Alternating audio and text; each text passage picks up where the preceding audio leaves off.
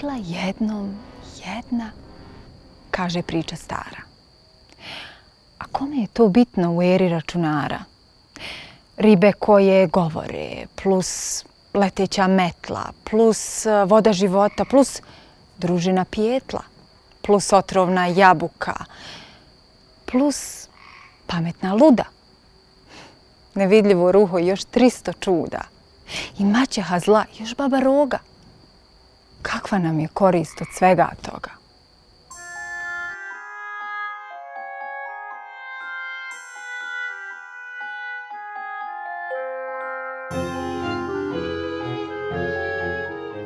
Živjeli muž i žena sretno i u velikoj ljubavi dobili dijete. Ali kad se njihova kćer rodila, žena umre. A muž, da djevojčica ne odrasta sama jer je on često putovao, oženi se drugom. Ta druga žena sa sobom povede 2 svoje kćeri, vršnjakinje njegovoj. Ona je bila zla i lijena, a prijetvorna i zahtjevna. Ona se prema djevojčici ponašala kao prema služavki. Malo pomalo, djevojčica je ostala i bez lijepe odjeće, i bez kreveta, i bez svoje sobe. I naposljetku je spavala pored peći, kao služavka. Zato je nazvaše Pepeljuga. Jedino društvo bile su joj ptice i miševi sa kojima je dijelila svoju koricu kruha. Tako prođe nekoliko godina i sve 3 odrastu u prelijepe djevojke. Kralj te zemlje, da svome sinu pronađe ženu, buduću kraljicu, napravi veliki bal u čast mladom princu, na koji su bile pozvane sve djevojke. Maćeha i njene 2 kćeri se odmah počnu spremati, a Pepeljuga se požali kako nema ni haljinicu ni cipele. Ali je bila uporna, jer poziv je glasio na sve djevojke. Ona je sebi sašila neku neuglednu haljinu na koju su se žene narugale prije nego što ju je maćeha poderala. A maćeha, da se riješi napasti, proso u pepeo i kaže joj da odvoji jedno od drugog i da tek onda može ići na bal. Jadna Pepeljuga sjedila i plakala nakon što je kočija došla i odvezla maćehu i njene 2 kćeri na bal. Ptice i miševi joj se pridruže i razlete se oko nje i za tili čas su razdvojili jedno od drugog. Ali je ona i dalje bila tužna, zato što nije imala ni haljinicu, ni cipele. A onda iznenada pred njom se pojavi vila. Rekla joj da ništa ne brine. Udari štapićem prvi put i bundeva se pretvori u kočiju. Udari štapićem drugi put, a ptice se pretvoriše u konje, a miševi u lakeje. Udari štapićem 3. put, Pepeljuga se nađe u prelijepoj haljini koju svijet dotada nikad nije vidio. I cipelicama od stakla koje sjaje. Vila joj kaže, sad požuri na bal, ali pazi da se prije ponoći vratiš kući. I ne prođe još jedan tren, a njena kočija se našla u dvorcu. Kada je Pepeljuga ušla u dvoranu, sve oči su bile uprte u nju. Svi su gledali tu ljepotu jer dotada niko nije vidio takvu ljepotu. Princ joj odmah prišao, zgrabio ju i cijelu noć je s njom plesao. Zaljubio se. Pepeljuga je zaboravila na vrijeme jer se i ona zaljubila u princa. I tek kad sat odbi prvi od 12 udaraca, sjeti se Vile i njenog upozorenja. I tako se otrgnu iz njegovog zagrljaja i istrča vani. Princ, pomalo zbunjen, okrenu se oko sebe i krenu za njom, ali već je bilo kasno. Kočija je već prolazila kroz kapiju. Tužni princ je stajao, a onda se okrenuo i na stepenicama vidio kako nešto sija. Prišao je i ugledao je prelijepu staklenu cipelicu. Sutradan glasnici na sve 4 strane kraljevstva daju oglas da će princ obići sve djevojke da pronađe onu koju je izabrao za svoju princezu. I tako su obilazili djevojke, ali cipelica ni jednoj nije pasala. Na kraju su došli do Pepeljugine kuće. Maćeha je svoje kćerke spremila, a za svaki slučaj Pepeljugu smjestila na tavan. I ljubazno dočeka izaslanike. Prva kćerka je probala cipelicu, ali je prstima bilo tijesno. A maćeha uzme i odsjeće joj prst, ali se cipelica i dalje nije mogla navući na njenu nogu. Zatim je druga kćerka uzela da proba cipelicu, ali peta nije mogla stati u cipelu. Maćeha joj je odfikari. Izaslanici upitaše da li u kući ima još djevojaka, a maćeha koji stopa odgovori da nema. U tom momentu Pepeljuga koja je bila na tavanu počela je pjevati. To ču princ koji je maskiran išao sa izaslanicima. I naredio je da se dovede i ta djevojka. Kada se Pepeljuga pojavila i prije nego što je probala cipelicu, princ je znao da je to ona. I ne samo da joj je cipelica savršeno stajala, nego ona iza leđa izvuče i drugu. Princ i Pepeljuga su se vjenčali, živjeli su sretno, a zla maćeha i njene 2 kćeri protjerane su iz kraljevstva.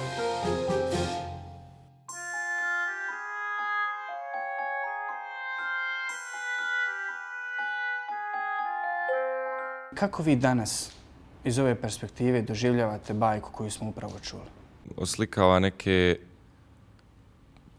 loše osobine, općenito ljudske osobine koje ja vjerujem svaki čovjek ima do neke mjere, ali pitanje je koliko mi kontrolišemo to i kako idemo protiv toga i kako djelujemo na druge ljude. Ovo su naravno prastare, nisu prastare, ali dosta stare priče koje su ipak dale fokus na ženu, što je bilo malo neočekivano za neka starija vremena. I meni je zanimljiva slika kako je Pepeljuga opisana kao jedna vitka, lijepa mlada dama, dok je spomenuta kako su ove sestre, kako im je predebel prst, kako im je predebela peta. Odmah se tu nekako slikava razlika između krupnih i vitkih žena, možda se slikava neki standard ljepote. Tako da možda nije ni prilagođena za moderno doba. Da li ima ikakva vrijednost u ovoj bajci koja vas može u ovom sadašnjem dobu života nekako voditi? Ja mislim da je... naravno ima taj koncept pravde, kako će svak dobiti ono što ga slijeduje na neki način i kako oni koji su izloženi predrasudi i nekom nepoštenju, da će oni na neki način magično doći do prave tačke i da će se njima život složiti savršeno, ali naravno znamo iz više primjera u našoj okoliti da to možda nije nužno ni istina. Ja mislim da se dosta vidi u ovoj priči kako kada pokušavamo da se uklopimo u nešto što nismo, na primjer, kad su te sestre pokušale, odrezale su i prst i pet, oni dalje nisu mogle da obuku tu cipelcu.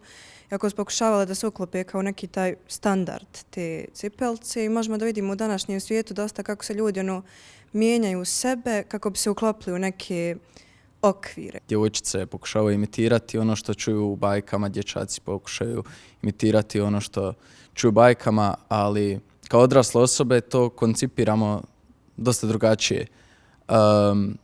Ja bi više ovo gledao kao neku vrstu prenesenog značenja, gdje je Pepeljuga bila osoba koja je bila sposobna za tu stvar koju je trebala odraditi, dok te njene polusestre nisu bile.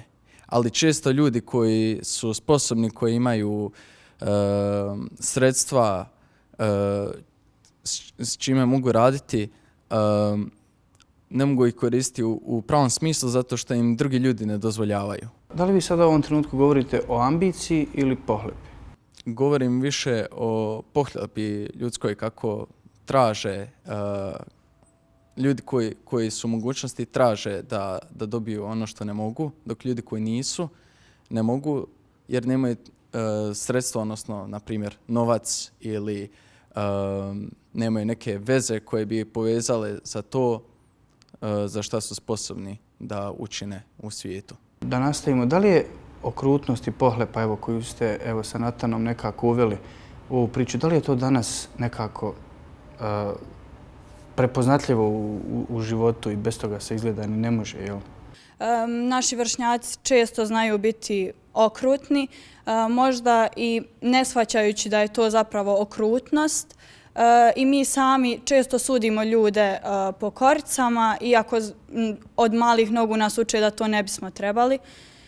I mislim da iako se trudimo svi to promijeniti, nekako to i dalje nesvjesno radimo. Nevjerovatno mi je kako se kroz ovu priču prožima to da taj neki kontrast da osobe koje su na neki način ružnije, ne nužno samo fizički, ali eto, imali smo ovdje taj primjer, ali i mentalno koje su zatupljenije na neki način, pokušavaju da budu superiorniji nad osobama koje su u stvari po navodnicima normalne ili što više razvijenije od njih.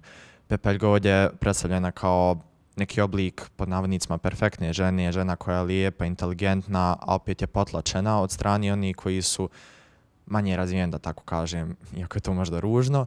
I nevjerojatno mi je koliko je to danas prisutno u svijetu, koliko neki ljudi pokušavaju da pametnije u stvari stave ispod njih. Da li možete svoj stav sada praktično da nam ilustrujete? Klasičan primjer toga su znanstvenici danas. Više ne upravljaju znanstvenici ovim svijetom, niti su ikada, ako ćemo biti iskreni. Kada nešto novo otkriju, pitanje je da li će im političar dopustiti da to kažu i objave svijetu, kada otkriju novo oružje, novi eksploziv, opet to ovisi o političarima i uvijek upravljaju neki drugi ljudi ovim pametnijim, da tako kažem. Da li je dovoljno biti dobar da bi se ostvario uspjeh u životu, kao što evo, možemo iz ove bajke isto naučiti? Navode nas da mislimo da je dovoljno samo da mi budemo dobre osobe i da će sve nekako doći samo od sebe. Dok u stvari oni koji, da kažem, nisu dobri, oni koji su izuzetno lukavi, oni koji su na kraju krajeva snalažljivi, oni će dosta bolje proći nego neko ko je možda bolji u nekim aspektima od njih, međutim podosta naivan. Kako rušiti predrasude? Treba biti podosta, da kažem, jak. Treba biti dosta jaka osoba da izdržite sve što društvo i današnjica nama nameće. I treba, zato kažem, dobar čovjek će teško proći u ovim vremenima. I to je tužno, ali nekako smatram da nije realno i nije u redu dijete navoditi ka tome da jedino dobrota može da ga spasi. Jer ovaj svijet, nažalost, nije takav. Daleko je od toga. Tako da smatram da osoba treba biti izuzetno jaka, izuzetno snalažljiva da bi mogla te predrasude rušiti. Evo, malo čas spomenuli smo to da čovjek treba biti dobar da bi postigao određeni uspjeh u životu. Ali evo, šta je za vas uspjeh u životu? Mene su učili kao malo da trebam biti dobra i svima pomagati i jesam takva. Zato smatram da će iskreno meni biti problem u životu kad odrastim, jer za ovakav posao, advokatura, pravo i ne samo za ovaj, već za sve, treba biti ohol. Trebamo staviti sebe u prvi plan i ne dopustiti da nas predrasude da dođu do nas, jer tako nećemo ni do čega doći, nema ništa od nas. Danas je sve prisutno da su žene jedna drugoj neprijatelji.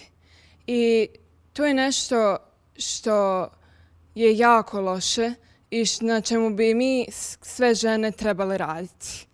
Jer umjesto da budemo jedna drugoj neki kamen spoticanja, trebala bi biti jedna moć. Trebale bi jedna drugu jačati i jedna drugu podupirati. Jer maćeha nije ravnopravno gledala na svu svoju djecu. Recite mi, da li ste možda čuli za kompleks Pepeljuga? Iskreno nisam, ali mogla bih pretpostaviti, jer Pepeljuga je zapravo lik jedne vrlo lukave djevojke koja se našla u čudnoj situaciji. Dakle, u situaciju koja je potlačena i u situaciju u kojoj mora pronaći svoj put. Pronaći put do svog cilja. Da li mislite da je Pepeljuga svjesno išla ka svome cilju? Smatram da u stvari sve što joj se desilo jeste bio slučajni splet okolnosti. Ja ne smatram da je ona ikada mislila da će dobiti išta više od krpe i podruma. Mislim da bajka vas prosto navodi na to da pomislite da ona je to svojom dobrotom zaslužila i upravo zato što nije bila pohlepna, nije bila ambiciozna, dobila je upravo to što je možda duboko u sebi i htjela, ali definitivno nije očekivala niti radila ka tome. Ovo će možda biti malo ezoterički, istočnjački stav u kontekstu katoličke zapadne Evrope i takve priče, ali provlači se tema neke karmičke sudbine, kako je ona na početku imala neko pravo, bila je prihvaćena kao ajmo reći, građanin prvog reda u svojoj kući, i kako se kroz različite okolnosti spustila na nivou životinja, specifično ptice i miševi koje su poznate kao prljave životinje, tako da su skoro je poistovječena s njima, ali su baš te najniže životinje pokazane kao one koji će učiniti dobro, kao miševi, ptice koji će razdvojiti pepeo, čega već. I kao Pepeljuga koja neće nikome naškoditi, niti nikad namjerno ići u kontru protiv svojih sestara, ona se pokazuje kao smislena i moralno jasan karakter. Evo, zamolit ću vas još malo da prokomentarišemo kompleks Pepeljuga, jel? A to je da danas isto tako uče djecu da će uspjeti samo ako slušaju, jel, glava i ne dalje tu, negdje ispred nosa, jel, zabuljit se i nemoj previše ti ni istraživati, bit će sve kako treba. To je onaj slavni koncept tunnel visiona, gdje vidimo jedno svjetlo na kraju tunela i nemamo nikakve devijacije sa strane, morat ćemo postići ono što nam je rečeno. I to je stvarno zatucan mentalitet i to počinje od ranog djetinjstva, pogotovo u modernijim generacijama roditelja, zato što njima je koncept poslušnog djeteta dijete koje će šutiti, koje neće plakati, neće biti darište, a nije im koncept poslušnog djeteta dijete koje će baciti papirić u kantu ili koje će se izviniti, koje će imati neku etiku ugrađenu u sebi. I naravno, to se očekuje od svih roditelja zato što nekako je to očekivano, ali problem je kod modernih generacija, i to naglašavam zato što oni sada imaju jedan čarobni alat koji se zove mobilni telefon i to praktički funkcioniše kao sedativ za mlado dijete, za mladi mozak. I ja mislim stvarno imam pesimističan stav o sljedećoj generaciji. Ne treba učiti djecu da šute, trebaju se pobuniti, jer na primjer ako je dijete žrtva vršnjačkog nasilja, nećete njemu reći da šuti, da trpi. Šutnja ne vodi nikamo i treba se pobuniti, treba naći rješenje jer uvijek postoji izlaz i čak i ako je, ne znam, u pitanju porodično nasilje. Mislim, tu se ne možete obratiti roditeljima ako imate problema s njima. Ali uvijek možete naći nekoga u školu tko će vam pomoći ili obratno, ako vas u školu neko maltretira, možete pronaći pomoć kod roditelja. Neko ko je mogao biti vrhunski slikar, dosta zarađivati na tom svom talentu, nije mogao, na primjer, da upiše školu za to, nije mogao da se posvijeti tome, zato što roditelji su vjerovali da će se on jedino snaći ako, ne znam, ode na takmičenje iz matematike. Mislim da sada postoje te neke, kako da kažem, stereotip uspješnog čovjeka.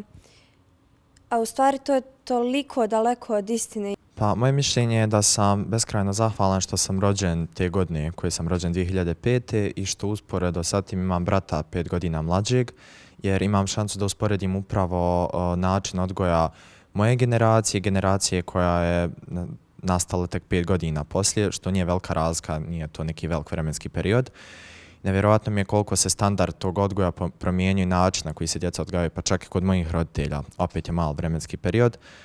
Nevjerojatno kako su mene učili upravo i nekako me tjerali, otimali me iz ralja tog one vision in tunnel, što je otprilike Farko rekao, gdje trebamo ići samo jednim putem, gledati to neko navodno svjetlo, stvar kad dođemo do tog svjetla, tu nam je otprilike i kraj života, nemamo više šta dalje postići.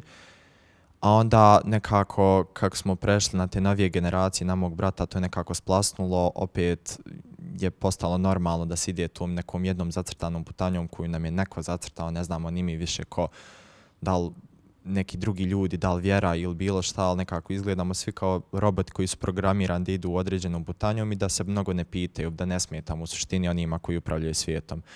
I onda mi je upravo krivo to vidjeti, pogotovo što nas nalaze sve više i više načine da upravljaju nama, kao što su sami telefoni, pa svaki dan smišljaju neke nove načine kako će nas vraćati na taj put koji su oni zacrtali. Da li se vi nekad bunite ili čekate tako da se pojavi neka čarobnica sa svojim štapom i da promijeni vaše sudbine? Barem u mom slučaju, kad god mogu, pokušavam da se bunim. Nebitno mi je kome se bunim, da li je to starija osoba, mlađa osoba, osoba mojih godina, svejedno mi ako mislim da sam u pravo, reći svoje mišljenje i pobunit ću se protiv nečega što nije pravedno. Mada kada gledamo sad globalnu sliku, mislim da generalno ljudi u našoj državi, ljudi na Balkanu i generalno u svijetu su potpuno zanemarili taj koncept bunjenja bilo kakvoga. Danas se to samo može donekle, taj pobuna, taj bunt se donekle vidi u medijima i na društvenim mrežama, ali znamo da tu jednostavno nije to jedino uživo. Kada ljudi izađu na ulice, na primjer, mogu pokazati stvarni bunt državi ili nekome ko upravlja nama. Ja bi vrlo kratko jasno htio reći da znam za činjenicu da smo mi svi vrlo uspavani i da nevjerovatno je koliko manjka inicijative mi imamo. Ukoliko imamo upravo novu generaciju koja je naučena na to da šuti, da sve onako kako stari kažu, ne treba se boriti za sebe, onda ćemo imati, kao što je Ivano rekao, samo niz robota koji se ponašaju isto, govore isto, niko neće mijenjati te predrasude i svijet se zapravo neće mijenjati na bolje, nego će ostati na istom i nekako svi će krenuti istim putem i nećemo imati više tu raznolikost i u zanimanjima i u ponašanjima i u bilo čemu, nego ćemo imati samo jedne te iste ljude koji su, da kažem, kopija nekog ideala koji zapravo nije toliko savršen, jer kao što znamo ništa na ovom svijetu upravo nije savršeno.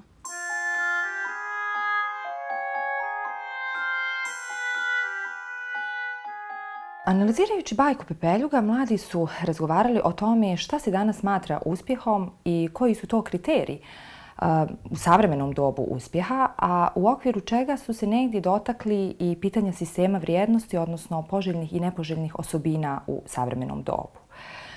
U tom kontekstu istakli su da je uspjeh danas u značajnoj mjeri stereotipno određen i uglavnom ograničen na društveni prestiž i moć, a što je naročito u poslovnoj domeni postao jedan opće prihvaćeni trend.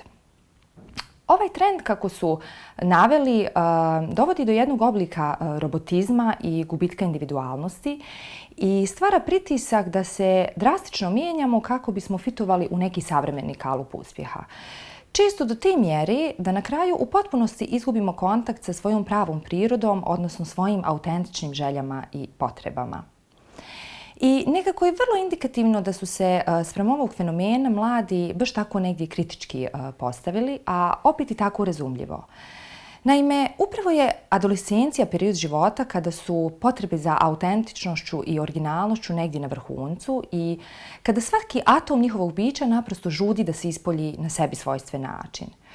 I baš iz tog razloga oni su nam možda i najrelevantniji opažači, a usudila bi se negdje reći i zviždači globalnih trendova u društvu kada je u pitanju ova tematika. A prema ovome što smo imali priliku čuti od ovih mladih ljudi, situacija nažalost uopće nije obećavajuća. I slično je i sa drugom temom koju su mladi adresirali u svojoj diskusiji, a to je pitanje sistema vrijednosti u savremenom dobu. Naime, neki generalni stav koji se danas sluti iz ovoga što su oni naveli jeste da oni više ne vjeruju u pravednost i dobrotu. Zapravo, njihov sveukupni dojam je da nesposobni stavljaju sposobne ispod sebe, odnosno tlače ih i ponižavaju, kako su to oni rekli, i da čovjek do neke mjere mora biti gord i staviti sebe na prvo mjesto da bi opstao u ovom svijetu. Jer, kako rekoše, dobar čovjek teško prolazi ovim vremenima, odnosno dobrota se ne isplati.